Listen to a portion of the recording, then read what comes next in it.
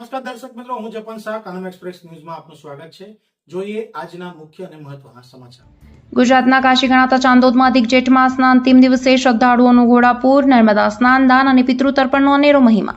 અધિક જેઠ માસના અંતિમ દિન જે અમાવસ્યા અને સોમવારના પાવન સંયોગ સાથે આવ્યો હતો, તે નિમિત્તે ગુજરાતના કાશી તરીકે ઓળખાતા ચાંદોદમાં શ્રદ્ધાળુઓની ભીડ ઉમટી પડી હતી। નર્મદા કિનારે આવેલું આ ઐતિહાસિક તીર્થક્ષેત્ર ભાવિક ભક્તોને ભજન કીર્તન અને નર્મદે હરના નાદથી ગુંજી ઉઠ્યું હતું। હિન્દુ શાસ્ત્રોમાં દર 3 વર્ષે આવતા અધિક માસનો વિશેષ મહિમા વર્ણવવામાં આવ્યો છે। આ પવિત્ર મહિનામાં જપ, તપ, દાન, પુણ્ય, સ્નાન અને દર્શનનો વિશેષ પ્રભાવ હોય છે અને તેનું બમણું ફળ પણ પ્રદાન થાય છે। આવા ફળદાયી અધિક માસના અંતિમ દિવસની અને અમાવસ્યાની સાથે સોમવારનો સંયોગ રચાતા શ્રદ્ધાળુઓમાં અતૂટ શ્રદ્ધા અને ઉત્સાહ જોવા મળ્યો હતો।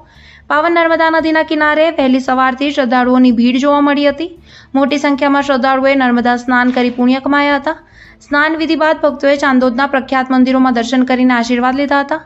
અમાવસ્યાના દિવસને પિતૃતર્પણ અને શ્રાદ્ધ કાર્યક્રમ માટે શ્રેષ્ઠ માનવામાં આવે છે। અનેક પરિવારોએ ચાંદોદ ખાતે પોતાના પિતૃઓના મોક્ષાર્થે પૂજા વિધિ કરાવી હતી અને પિતૃતર્પણ કર્યું હતું। માન્યતા છે કે આ પવિત્ર દિવસોમાં પિતૃઓની આત્મા શાંતિ અને મોક્ષ પ્રાપ્ત કરે છે। ચાંદોદમાં ઉમટેલી આ ભીડ શ્રદ્ધા અને આસ્થાનો અનેરો ઉત્સવ હતો। લોકોની આ અથાક શ્રદ્ધા અને ધાર્મિક આસ્થા આપણી સંસ્કૃતિ અને પરંપરાઓની ઝાંખી કરાવે છે। આ અવસરે ભાવિક ભક્તોએ તીર્થમાં પધારી સ્નાન, દાન અને દર્શનનો લાભ મેળવીને ધન્યતા અનુભવી હતી। રિપોર્ટર કિંજલ ભટ્ટ, ચાંદોદ। નર્મદે હર અધિકસ્ય અધિક ફલમ।